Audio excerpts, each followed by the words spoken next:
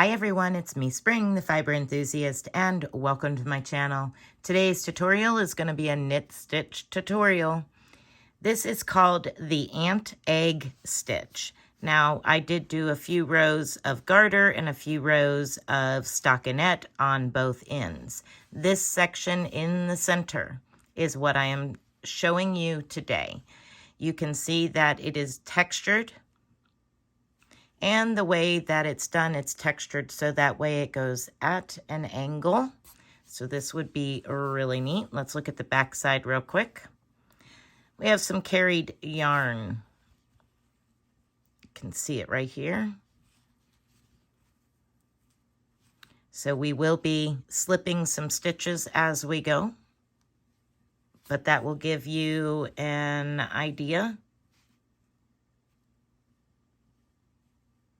Like that.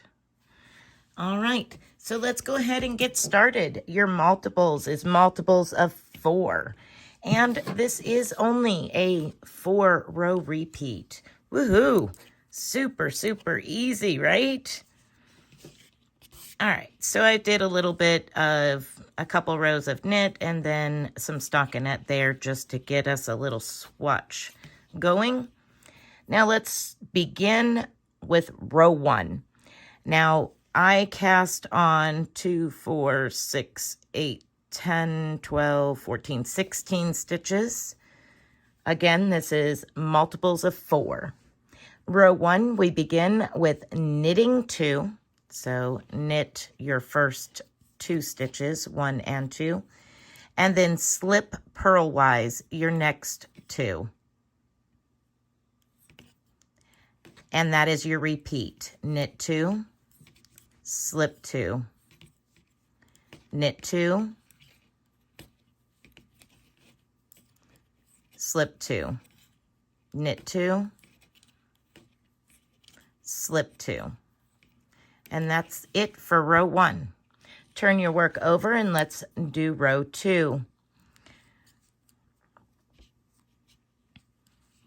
Now, you will notice that my yarn, because we slipped the last 2 stitches, is over here, 3 stitches in.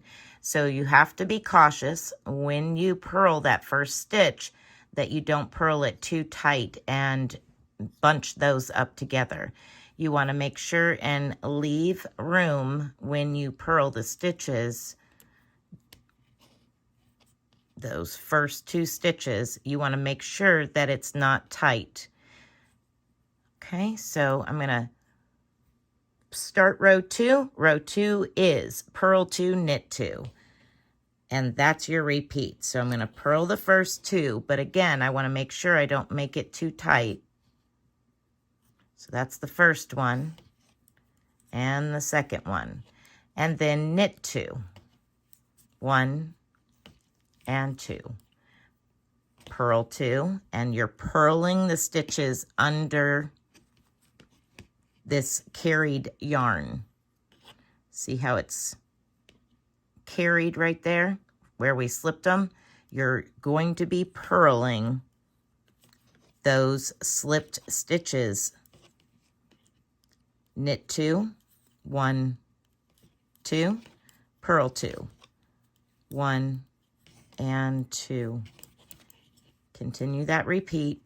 Knit 2, 1, 2, purl 1 and 2, knit 1 and 2.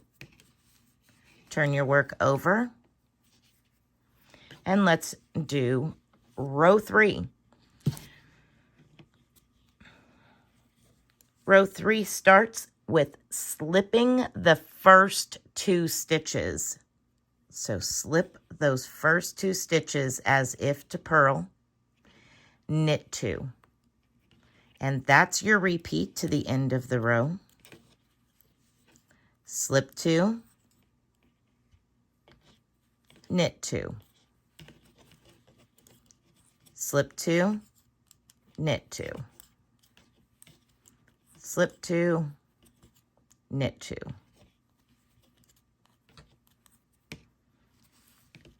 Turn your work over and we will do row 4 together.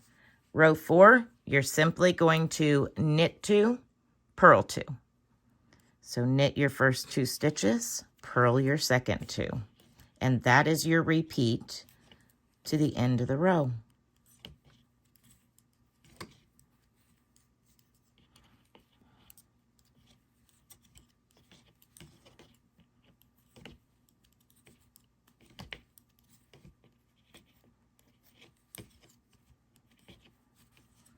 Again, you're purling those slip stitches and knitting the purled side, the purled stitches, the stitches that you see the purl bump on.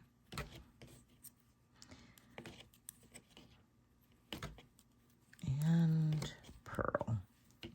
Okay. So you can see those tracks starting to form just with the first 4 rows. And then all you would do is repeat those rows, those 4 rows. And I've got several repeats here for this swatch. But it's a neat texture to it. I kind of like it. It's not real. If it's pulled and separated out, it's not got a bunch of big old gaps in it or anything like that. Has a lot of give to it. As long as you're not pulling those carried where you slip the stitches and you carry the yarn, as long as you don't make them too tight, you will have plenty of give, plenty of stretch there. Okay, everyone. Again, this is the ant egg stitch. It is in multiples of 4. It is a 4-row repeat. Very easy and quick to pick up and memorize the repeats. I hope that you have enjoyed this tutorial, and I hope you find a use for this stitch pattern. If you do, I'd love to see what you come up with or hear about it. Let me know down in the comment section what you would do with this stitch pattern, or what you might do with something like this stitch pattern. Would you add it to a project you're already working on, or would you make something using this specifically? Okay, so be blessed, be a blessing, and until next time, bye for now.